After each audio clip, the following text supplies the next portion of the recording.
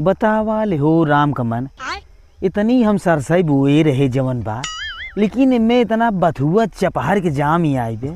साला समझिन में नहीं आवता कौन दवाई हम डाली, कैसे ठीक होए। कैसा रे? हमारा ही नहीं समझ में आवत बा। पहले इतना चुड़ैल दिखात रहेन, अब न जाने कहाँ गायब हो गया इनकुल। चुड़ैल मतलब तो का चुड़ैल के बारे में जानकारी ले के बे? हाँ। तेरी की ये बथुआ का मारी पार्टी उठा बे, चुड़ैल के बारे में जानकारी ले आई। अच्छा जवन हम पूछत रहे पहले ओका बतावा। अरे चुड़ैल कहाँ हैरान है, चुड़ैल अब तो और बढ़ गई यहीं। बात तो सही है। का बात की है? और का ओसे कई गुना बढ़ गई यहीं। हमें पता ही नहीं बे। तो है नहीं पता बे? नहीं। अरे यूट्यूब खोला, इंस्टाग्राम खोला, और तुरंत देखा मार चुड़ैल नजर आई है। और अभी तो रुको। हाँ सही कहा था।